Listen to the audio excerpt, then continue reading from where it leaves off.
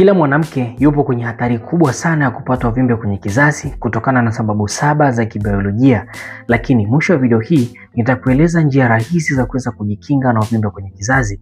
Sababu ya kwanza ni mabadiliko ya homoni.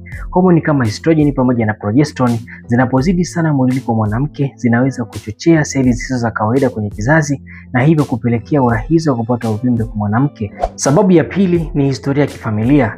Kama mama yako au dada yako aliwahi kupata uvimbe kwenye kizazi, basi hatari ya wewe kupata uvimbe kwenye kizazi inaongezeka maradufu kutokana na urithi wa vinasaba.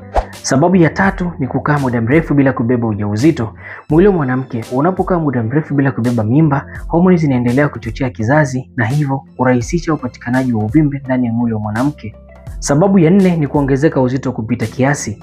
Mwili wa mwanamke unapokuwa na mafuta mengi unaongeza uzalishaji wa homoni ya estrogen kwa kasi zaidi na hivyo kuongeza uwezekano mkubwa wa kupata uvimbe kwenye kizazi. Sababu ya 5 ni mwanamke kupata mzunguko wa hedhi wa muda mrefu.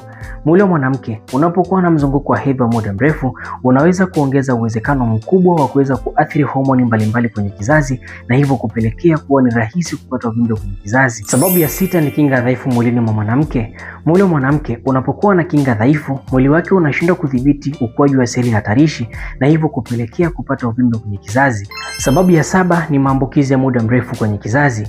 Maambukizi ya muda mrefu yasiyotibiwa mapema yanaweza kuongeza uchochezi kwenye kizazi na hivyo kusababisha kupata uvimbe kwenye maeneo ya kizazi. Kuna njia kadhaa ambazo kama utazizingatia unaweza kujikinga ili usipate uvimbe kwenye kizazi.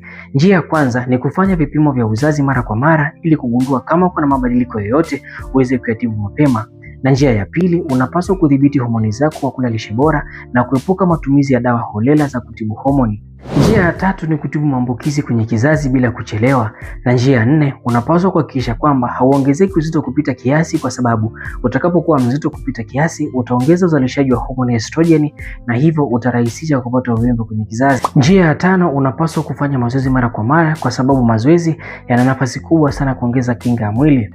Na njia ya 6, unapaswa kuhakikisha kwamba unaepuka msongo wa mawazo, kwani msongo wa mawazo unaharibu homoni za mwili pamoja na kupunguza kinga ya mwili.